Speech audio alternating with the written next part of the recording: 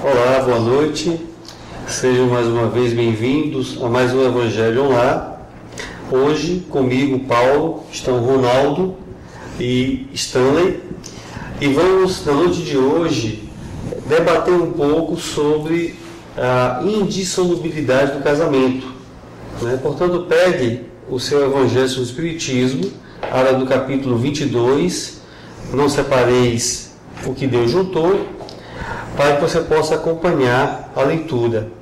E também bote um pouco de água potável para que durante o Evangelho, com a sua fluidificação, você possa depois tomar desta água benéfica. E para que a gente possa iniciar o nosso Evangelho, vamos pedir a Ronaldo que faça a prece inicial. Senhor Jesus, aqui estamos reunidos em Teu nome para refletirmos acerca do vosso Evangelho. Ilumine-nos, Senhor, para que nós possamos melhor discernir entre as diretrizes que poderão ser aproveitadas por nós no nosso dia a dia. Ajudai-nos a compreender melhor a lei do amor e que a lei do amor possa, de alguma forma, projetar luz sobre as leis que nós, os homens, elaboramos. Pedimos, Senhor, que concedei a assistência espiritual dos amigos que se vinculam a essa tarefa, para que a nossa reunião possa transcorrer em clima de muita paz e de muita harmonia. Em Teu nome, nós iniciamos o Evangelho ao Lar do dia de hoje. Que assim seja, Senhor.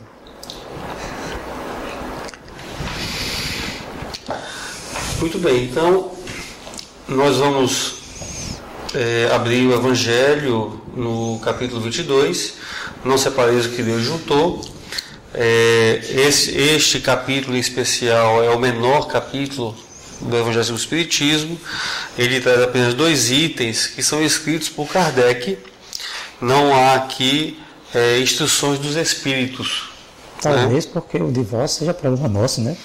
Exatamente. Mas, de qualquer forma, Kardec, para fazer o comentário da indissolubilidade do casamento, ele vai trazer Mateus, no capítulo 19, versículos 3 a 9, que diz o seguinte: Também os fariseus vieram ter com ele para o tentarem e lhe disseram: Será permitido a um homem despedir sua mulher por qualquer motivo? Ele respondeu: Não lestes que aquele que criou o homem desde o princípio os criou macho e fêmea e disse: Por esta razão o homem deixará seu pai e sua mãe e se ligará à sua mulher e não farão os dois senão uma só carne? Assim, já não serão duas, mas uma só carne. Não separe, pois, o homem o que Deus juntou. Por que então retrucaram eles, os fariseus? Ordenava Moisés que o marido desse à sua mulher um escrito de separação e a despedisse. Jesus respondeu: Foi por causa da dureza do vosso coração que Moisés permitiu despedisseis vossas mulheres, mas no começo não foi assim. Por isso eu vos declaro que aquele que despede sua mulher, a não ser em caso de adultério, e desposa outra, comete adultério. E que aquele que desposa a mulher que outro despediu, também comete adultério. Mateus capítulo 19, versículos 3 a 9. Pedir a Stanley para continuar a leitura, Stanley, por favor. No item 2, imutável só há o que vem de Deus. Tudo o que é obra dos homens está sujeito à mudança. As leis da natureza são as mesmas em todos os tempos e em todos os países. As leis humanas mudam segundo os tempos, os lugares e o progresso da inteligência. No casamento, o que é de ordem divina é a união dos sexos, para que se opere a substituição dos seres que morrem.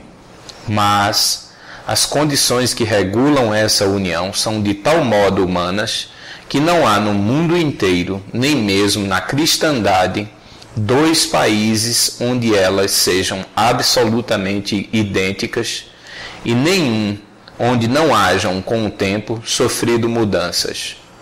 Daí resulta que, em face da lei civil, o que é legítimo num país e em dada época é adultério noutro país e noutra época.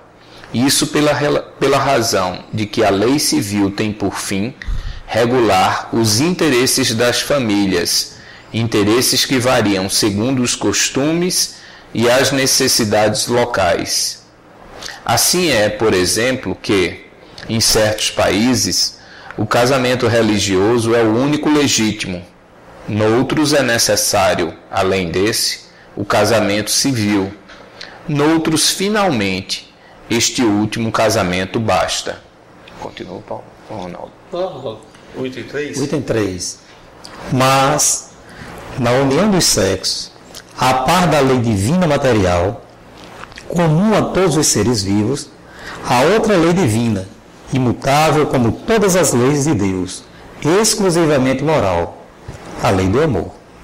Quis Deus que os seres se unissem não só pelos laços da carne, mas também pelos da alma, a fim de que a afeição mútua dos esposos se lhes transmitisse aos filhos, e que fossem dois, e não um somente, a amá-los, a cuidar deles e a fazê-los progredir. Nas condições ordinárias do casamento, a lei de amor é tida em consideração? De modo nenhum.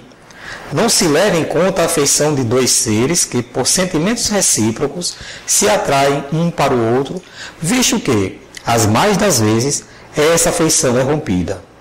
O que se cogita não é da satisfação do coração, e sim da do orgulho, da vaidade, da cupidez, numa palavra, de todos os interesses materiais. Quando tudo vai pelo melhor consoante esses interesses, diz-se que o casamento é de conveniência, e quando as bolsas estão bem aquinhoadas, diz-se que os esposos igualmente o são e muito felizes hão de ser. Nem a lei civil, porém, nem os compromissos que ela faz se contraiam, pode suprir a lei do amor, se esta não preside a união, resultando frequentemente separarem-se por si mesmos os que à força se uniram. Torna-se um perjúrio, se pronunciado como fórmula banal, o juramento feito ao pé do altar. Daí as uniões infelizes, que acabam tornando-se criminosas, dupla desgraça que se evitaria se, ao estabelecerem-se as condições do matrimônio, se não abstraísse da única que o sanciona aos olhos de Deus, a lei de amor. Ao dizer Deus, não sereis senão uma só carne, e quando Jesus disse, não separeis o que Deus uniu, essas palavras se devem entender com referência à união segundo a lei imutável de Deus, e não segundo a lei imutável dos homens. E para finalizar o item 4, será então supérflua a lei civil e dever-se-á volver aos casamentos segundo a natureza? Não, de certo. A lei civil tem por fim regular as relações sociais e os interesses das famílias, de acordo com as exigências da civilização. Por isso, é útil, necessária, mas variável. Deve ser previdente, porque o homem civilizado não pode viver como selvagem.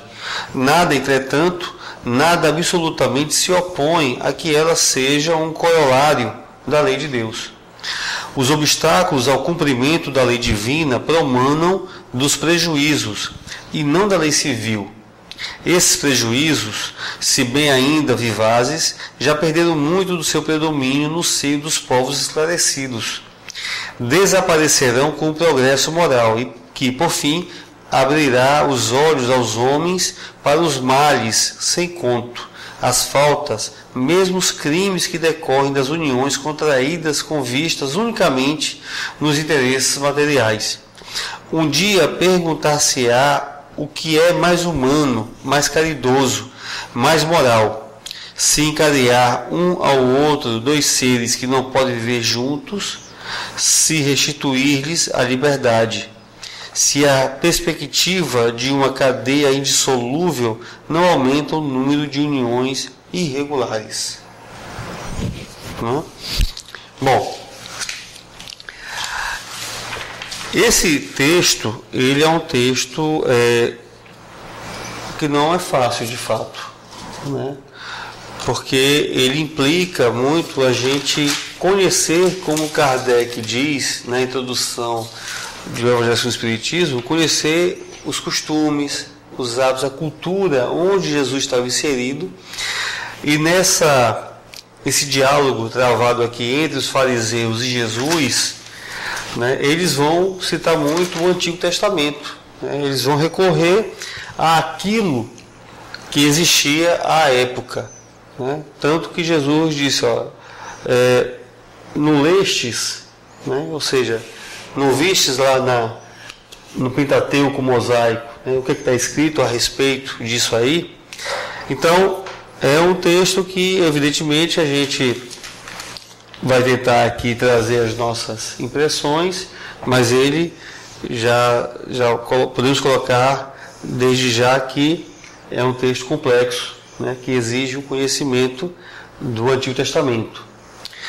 E outro detalhe também é que na tradução utilizada por Kardec para pegar este Mateus, esse item que está aqui no finalzinho, a última frase, e que aquele que desposa a mulher que outro despediu também comete adultério, ele não está presente nem na tradução de Haroldo, nem na Bíblia de Jerusalém, né? Então são coisas assim para a gente poder depois as pessoas buscarem, né, e se aprofundarem. Às vezes suscita um pouco de dúvidas, né? Oi? A frasinha às vezes suscita um pouco de dúvidas, né? Exato. Algumas dúvidas, Porque pode parecer assim, uma coisa um tanto assim, difícil da gente imaginar dentro da nossa cultura, né? Mas é preciso então a gente fazer essa viagem para a cultura de Jesus da época. Às vezes eu fico imaginando os escritores da época de Jesus, né? No caso aqui, Mateus, porque ainda hoje é um tema muito polêmico, né? O divórcio, assim, no seio do cristianismo, ele enfrenta fortes resistências nesse aspecto. Notemos que a lei do divórcio chegou aqui no final da década de 70, 77, por aí, né? Sim. A lei do divórcio chegou aqui no Brasil ainda, quer dizer, é um tema muito polêmico, causava muita coisa, ainda não é muito aceito isso não, apesar da lei do divórcio, né? E naquela época que sofreu uma influência muito forte do judaísmo, para eles escreverem esses textos ali, então eu estou me referindo a essa frase final, que provavelmente possa ter sido algo para acomodar um pouco ali a ideia, né, do texto, para não ficar assim tão divergente do judaísmo, né? Não sei, Não, é importante saber que existem vários trechos nessa Bíblia que nós conhecemos hoje, que elas não são confirmadas pelas pesquisas arqueológicas, né, pelas descobertas arqueológicas, que certamente podem ter sido inseridas alguns trechos que normalmente eles colocam em colchetes, né, dentro das traduções. Mas, tirando essa parte aí mais polêmica, a lição traz assim, coisas muito importantes a serem refletidas por nós quando então nas nossas uniões, né? E aí, Stanley, Kardec ele começa a falar aqui muito dessa questão da gente prestar atenção no que é lei de Deus e no que é lei humana, né? Então seria interessante a gente pontuar isso aí. Perfeito. A despeito da complexidade aventada, entendo eu que, dada a nossa evolução, já é possível extrair do texto o espírito dele. E nesse sentido, claro, também já fomos advertidos através de inúmeros pronunciamentos escritos, falados, que essa inferência extraída do texto jamais será una. Cada um vai ter uma percepção a partir dos paradigmas com os quais trabalha. O fato é que Jesus em momento algum veiculou qualquer tipo de informação cujo objetivo fosse a dissensão. Jesus vivenciou e o que falou foi sempre no sentido de nos atrair para o foco maior existencial, que era o quê? Justamente compreender que a lei que rege o universo, e é a lei mor, é a lei do amor, porque é uma lei que gera a atração. E nesse sentido, compreendendo que o processo reencarnatório se dá através da aproximação e vivência de um relacionamento envolvendo, de um lado, o macho e a fêmea, como está posto, porque não há outro método de concepção que não seja através da união entre o homem e a mulher, compreendendo a complexidade que envolveria essa aproximação, nos legou a oportunidade de refletir através do tempo, aí sim envolvendo o contexto dos usos e costumes que costumam forjar as sociedades, compreendendo que, na medida da evolução dessa sociedade, nós haveríamos de aderir a planos normativos que nos facultassem, ainda que não vivenciando esse amor na plenitude almejada, pelo menos regrar essa vivência. Então nós temos a lei civil de acordo com esses usos e costumes, porque nós sabemos que essa lei civil é o reflexo da sociedade, o que ela pensa, o que ela enxerga e o que ela almeja em determinado tempo, mas deixando sempre concomitante, lado a lado, a possibilidade de se buscar essa lei moral, que é a lei cujo contexto é universal e, como bem posto no texto, imutável. Então, respeita-se a gradação evolutiva no plano social, daí a presença de uma lei civil a normatizar essa relação, mas compreendam, existe uma lei moral, isso é Jesus falando para a gente, não sou eu. Compreendam que existe uma lei moral a qual vocês poderão recorrer em qualquer momento. Qual é o pressuposto para se recorrer a essa lei? Objetivo de transformação. Se nós temos a consciência de que necessitamos nos melhorar enquanto seres humanos, estamos buscando essa melhora através de qual paradigma? Se formos em busca da lei civil, trataremos deixando à margem a lei universal de ordem moral. Mas se buscarmos a lei moral, poderemos fazer uma junção mais adequada a essa lei civil. Me veio à mente, lembro de um diálogo, eu acho que o Richard Simonetti trouxe isso aí, foi uma pergunta de um jovem a Chico Xavier, mais ou menos assim, que ele chegou e perguntou ao Chico se o sexo antes do casamento era possível, né? Se era permitido o sexo antes do casamento. E Chico, na sua sabedoria, ele disse assim: meu filho, sem amor, nem antes nem depois.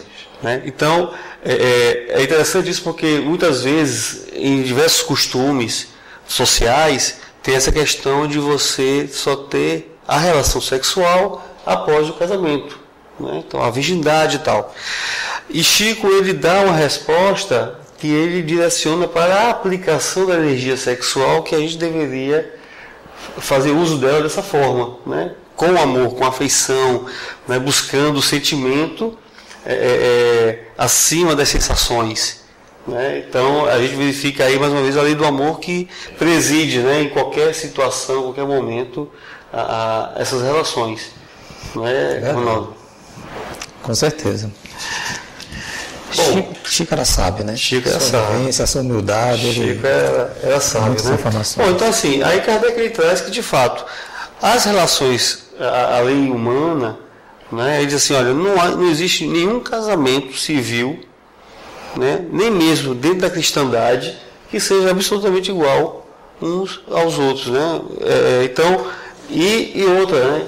Não teve ninguém até hoje, nenhum país que não tenha mudado com o tempo. Perfeito. Porque os nossos costumes vão se alterando, né? Então, isso vem muito para a gente pensar no que Jesus vai falar lá no final, né? Não separeis o que Deus juntou, né? Então, o que Deus juntou está com a argamassa do amor. Perfeito. Né? E aí, Ronaldo, o que Kardec vai trazer é exatamente o quê? Que a maioria, né, das nossas uniões, devido a essa visão ainda um tanto egoísta e orgulhosa nossa, ela não é pautada nessa questão, né? Ela está muito mais em interesses materiais. Exatamente. Porque há uma diferença aí notável, né, das uniões amorosas, né, aquelas que são pautadas no amor, daquelas que são pautadas nos diversos interesses, né? Então a gente vê que até bem pouco tempo, acho que talvez ainda existe, os próprios pais escolhiam os esposos para suas filhas, né? Então elas não tinham esse direito. Eu vejo como há uma necessidade de um regramento nesse campo para não haver tantas distorções, tantos conflitos, né, vivenciados por conta disso, né? Há uma pressão assim na nossa cultura de um bom casamento, isso eu ainda hoje escuto, hein? De um bom casamento é aquele que a pessoa tem bons recursos financeiros, né? Dotes. Nós sabemos que na época tinha uns dotes assim que era oficializado, né? O dote, que era ter uma garantia para a própria esposa depois de uma eventual dissolução do casamento, ela não sair sem absolutamente nada, né? Mas existe essa questão, né? A pessoa casar por interesse material, com alguém que tem uma posição social destacada, né? Então, um bom casamento normalmente era isso. Então, veja a distorção, né? A lei do amor e a lei que rege as nossas relações, assim, né? Como nós nos aproximamos, como chamamos uns dos outros, né? O que é que nos atrai uns dos outros? E é bom também te lembrar que essa questão material, ela está inserida nisso aí também, o que o casamento para ter sexo pelo sexo, né? Que são a questão das sensações. Tá aí a questão também de você casar com alguém para ter um status social, né? Que aquela pessoa representa, que pode, não apenas a questão do dinheiro em si, né? Mas as projeções, tudo aquilo que realmente está inserido na Terra, né? Tudo isso aí é material. Diverge do amor, né, Stanley? Sim. Diverge do amor, né? Não converge com o amor. Então, os interesses, mais diversos interesses, quando é isso que anima, né? Que faz com que se juntem, né? Então, isso aí vai ter algum problema, né? E Kardec, ele traz aqui uma questão interessante que às vezes passa despercebida, né, gente? A questão, a lei divina material. Sim. Né? Sim. Que foi o que você falou agora há pouco, né? Que não há como haver uma reprodução, né, uma perpetuação da espécie se não haver um acasalamento entre gameta masculino, né, e gameta feminino. Né? Porque hoje, quando tem a inseminação, mas é preciso pegar o material de um, né, para unir com o de outro. Perfeito. E você ter aí a reprodução. Perfeito. E isso eu achei interessante porque o que significa? Que isso, pelo menos para mim, né? Eu não quero entrar nesse campo da homossexualidade, mas eu digo assim, pode existir a união, né, com amor entre pessoas do mesmo sexo, sim, mas a lei divina material não permite que essa união reproduza, gere. Perfeito. Né? Perfeito. Nossa reprodução, perfeito. Exatamente. Mas a lei do amor pode e deve estar presente nessas uniões também. Deve estar em todas as Deveria estar em todas, né? Exatamente. Tanto hétero como homo. Mas, se me permite. Sim, vontade. Mas com muita propriedade, você coloca, Paulo, a questão da lei divina material. Então, reflitamos. Desde o início do texto, nós fizemos questão de separar lei civil de lei universal, portanto, moral. E ainda que desejemos aproximar o nosso contexto de aprimoramento acerca de visão sobre o amor, não podemos prescindir aquilo que está estabelecido como moral. E aqui o moral é material, ou seja, só haverá concepção entre sexos opostos, razão pela qual o texto usa o termo macho e fêmea. Agora, não há razão para se inferir que esse texto tem algum cunho discriminatório, porque como você bem também colocou, Paulo, o que importa é o elo do amor. E este amor, ainda que se dê de forma homossexual, ele caminhará para um contexto no qual, a posteriori, esses dois seres que hoje estão ligados umbilicalmente pelo sentimento possam estar dissociados dos respectivos corpos atualmente e venham a conceber numa condição de homem e de mulher, sim, porque a lei divina material, ela não se modificará nesse aspecto, não se modificou até hoje, né? Agora, há que discernir, sentimento é uma coisa, e este sentimento pode brotar de duas pessoas de um mesmo sexo, não vejo o menor problema nisso, né?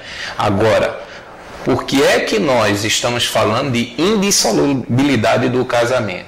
Justamente porque uma união lastreada no aspecto moral tende a se consolidar e perenizar.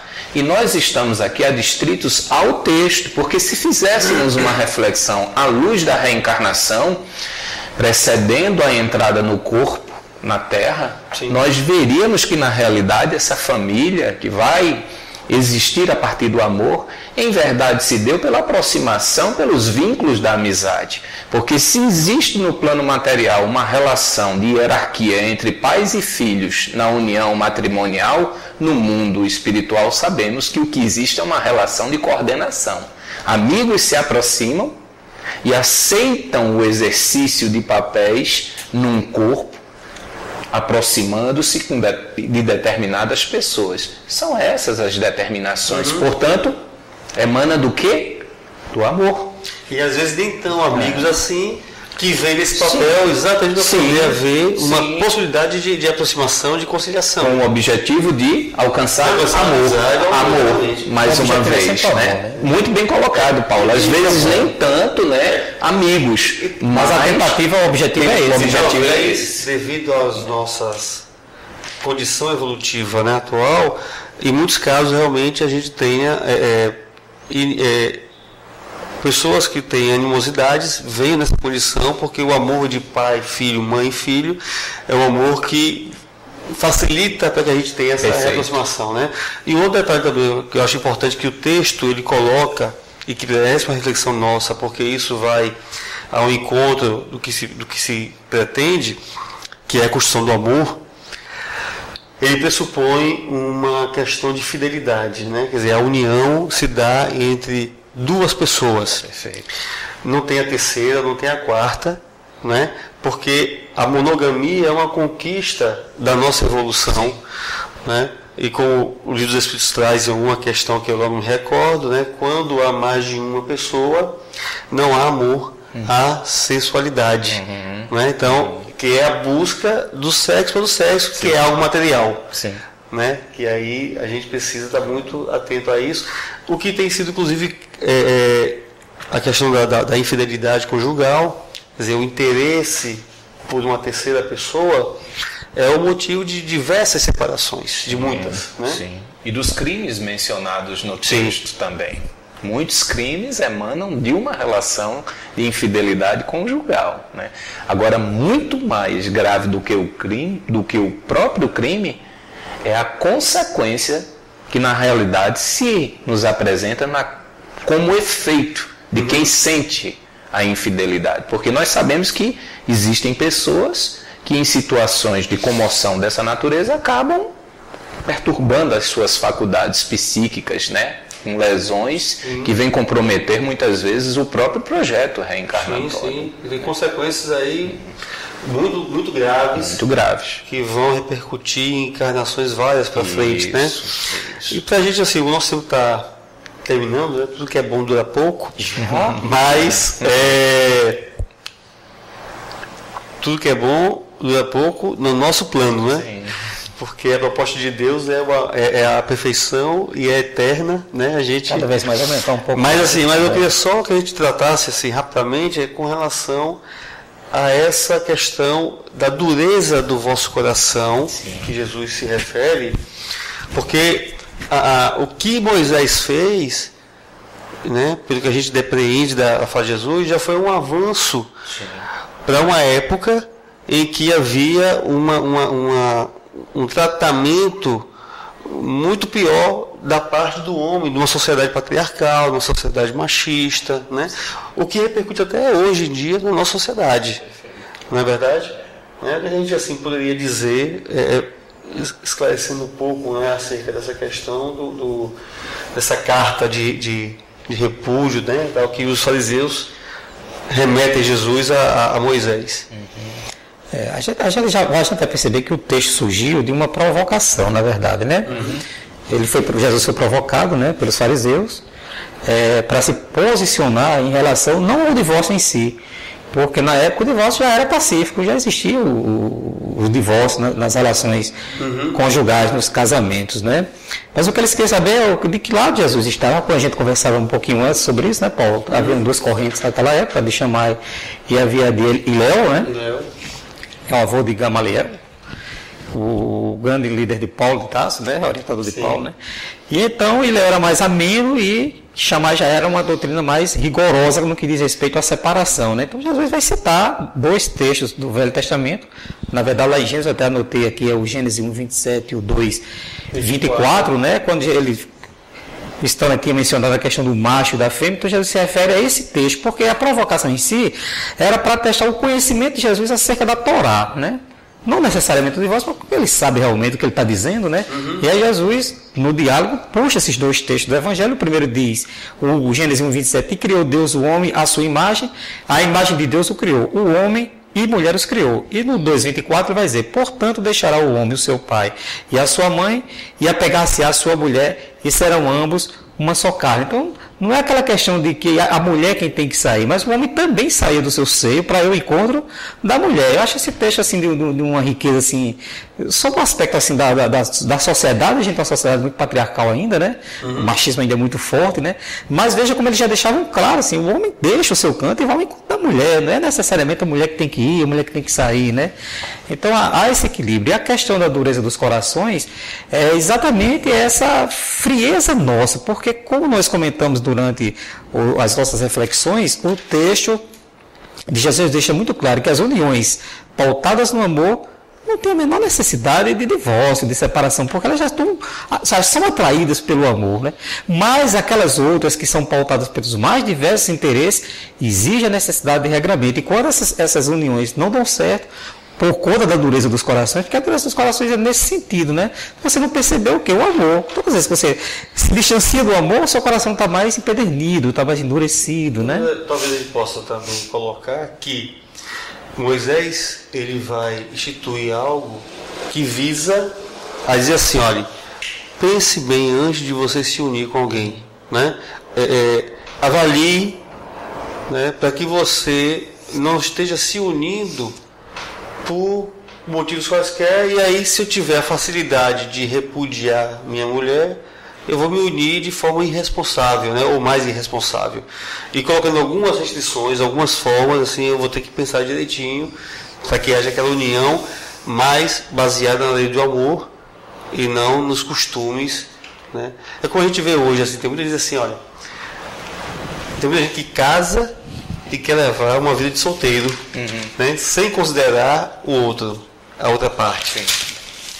Se você tiver essa mentalidade, o ideal é que você não case, né, porque você vai trazer prejuízo a outro e a si mesmo. Perfeito. Não é verdade, Stanley? É verdade. O que a gente conclui, assim, bem rapidinho, que o Stanley vai mencionar aí, é que há a necessidade realmente do divórcio para essas uniões desastrosas, podemos dizer assim, né? Há essa necessidade. Sim. Então, já que estamos tratando da indissolubilidade do casamento, não é a indissolubilidade do casamento. O que é indissolúvel é aquilo que é formado dentro de uma lei de amor, né? Que está ali dentro de uma conjuntura. Mas, nos demais casos, há realmente a necessidade de que se regra essa ruptura, né? É como você pegar o caminho errado, tem que ter um retorno, né? Tem que estar previsto um retorno, alguma forma de você poder corrigir. Salvar algo, né, Paulo? Exato. Salvar algo. Porque é melhor do que haja coisas mais graves, né? Como realmente violência, né? Física, enfim, até levar à morte. Que a gente vê tanta gente por aí, né? Com certeza.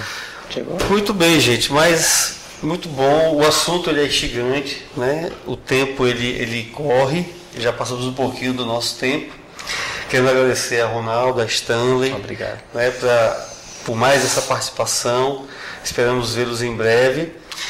E queremos aqui convidar você que nos assiste a também fazer o seu próprio evangelho no lar. Né? Que você, juntamente com sua família, escolha um dia da semana, um horário que seja mais conveniente para os integrantes da casa, da família. E sentem ao redor de uma mesa, peguem um copo d'água, não necessariamente o Evangelho do Espiritismo, né? Pode ser a Bíblia, enfim, qualquer livro que traga uma mensagem edificante e que promova o diálogo na família. Né? Coloque um pouquinho da água e convide então Jesus a estar na sua casa. Não é? Tenho certeza que isso trará melhoras significativas. E para a gente, então, encerrar o nosso Evangelho, vamos pedir ao Stanley para fazer a nossa prece final. Senhor Jesus, agradecemos por mais essa oportunidade de estarmos unidos e reunidos em Teu nome, a refletir os Teus ensinamentos, e rogamos que a Tua luz e a Tua mensagem se faça presente em nossas consciências, de forma que a nossa vivência guarde conformidade com a lei do nosso Pai. É pois em Teu nome que nós devolvemos a palavra ao nosso irmão Paulo para que ele finalize o nosso Evangelho online. Muito bem, meus amigos. Então, mais uma vez, obrigado pela participação de vocês. Espero que esse estudo de hoje possa suscitar mais reflexões e estudo do Evangelho de Jesus. Muita paz e até breve.